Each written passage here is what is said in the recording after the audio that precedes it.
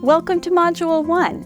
This module focuses on the practice guide recommendation that invites teachers to integrate reading and writing to emphasize key features. This video will provide you with practical ideas to help students learn how reading and writing are connected. There are many ways to use writing to enhance our reading instruction. We know that having students annotate or summarize texts can be a powerful strategy for reading comprehension, but integrating reading and writing can also have important benefits for writing instruction. Reading and analyzing texts helps developing writers learn about how they are constructed and what strategies writers use to communicate their ideas. It can also help them develop a feel for writing quality. In short, we want to teach students to read like a writer. Exemplar texts are examples that clearly illustrate specific features of effective writing for students.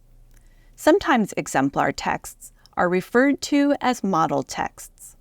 Here are 5 key ideas about using exemplar texts to help students learn what expert writers do. First, teaching students to read like a writer means incorporating examples of the kinds of writing you want your students to do into your reading program. For example, if students are writing poetry, reading a lot of poetry of the form they will be writing is important. If students are writing opinion editorials or op-eds, it will be important for them to read a range of op-eds.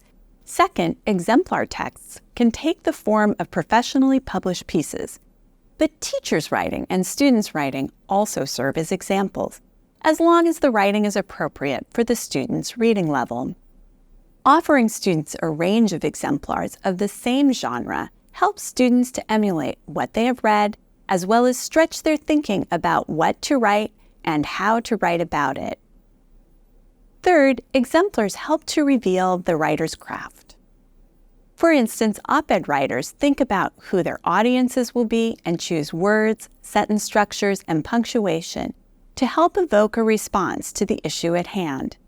Working with students on writer's craft can help them choose appropriate words, sentence structures, and punctuation for the purposes of their own writing. Fourth, simply reading exemplars isn't quite enough.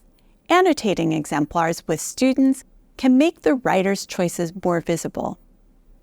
Teachers and students reading a testimony about a local issue written to a city council can identify how writers use evidence, how they express disagreement, or where they present their main claim. Finally, checklists can help students understand the key features of a genre.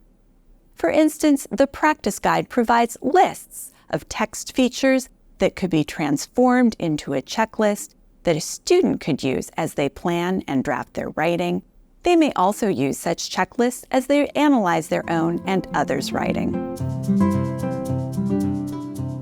Cognitive strategies can help students recognize, adopt, and internalize the practices of experienced writers as they write arguments.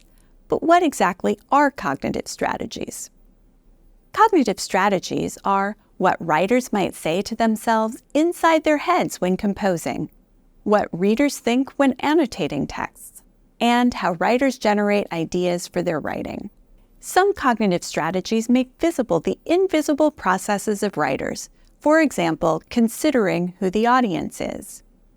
A scientist will consider who will be reading a research article. They'll make different choices about including highly specialized language if they're writing a journal article for other people in their field than if they are writing for the general public.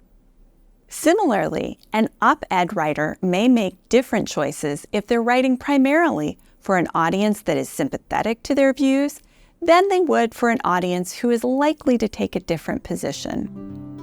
In this module, we'll be focusing on strategies that support the connections between reading and writing as students prepare to write policy arguments.